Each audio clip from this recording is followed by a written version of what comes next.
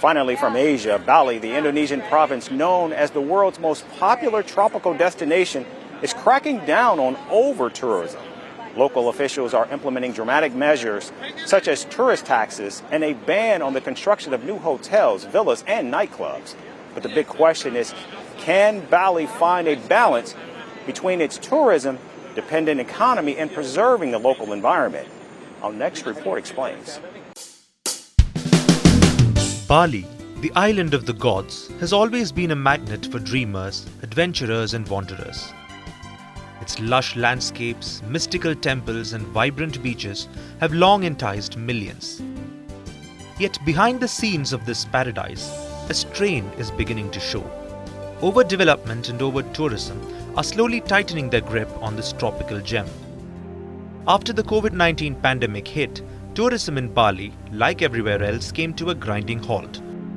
The once bustling streets lined with surf shops and yoga retreats suddenly stood eerily quiet. But in the calm, Bali found time to breathe. Its natural beauty began to heal from the years of heavy traffic, pollution and endless construction. However, that pause was temporary. As travel restrictions lifted, tourists came back, eager to soak in the island's charm. In the first half of this year alone, Bali's airport saw nearly 3 million foreign visitors, and it wasn't long before the streets were jammed again. Construction cranes were back in action and the locals began to grow uneasy. However, this surge in visitors brought its share of problems. Videos of tourists behaving badly, posing naked at sacred sites, gate-crashing temple dances, and tourists riding motorbikes recklessly started making rounds on social media. These stunts, often done for likes and follows, quickly angered locals who hold their culture in deep reverence. But that was just the tip of the iceberg. With an estimated 200,000 foreigners living on the island, local residents began to feel the pinch. They were struggling to live in a concrete jungle.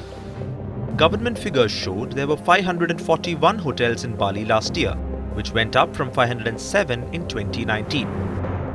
Hence, in response, the Indonesian government has decided to take action. A bold moratorium on new hotels, villas and nightclubs in certain areas of Bali was put into motion.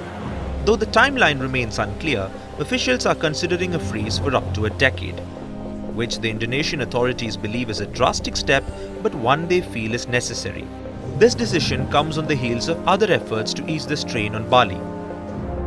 A $10 tourism tax has already been implemented to help protect the island's cultural heritage. Bali's tourism minister has warned that southern Bali is dangerously close to over-tourism, comparing it to Barcelona in Spain, where resentment towards tourists has reached a boiling point. So for now, as Bali stands at a crossroads, it must find a way to balance the allure of its thriving tourism industry with the need to preserve its natural beauty and the livelihood of its people. Whether through a halt in construction or new regulations, one thing is clear: Bali's future depends on how it navigates this delicate path.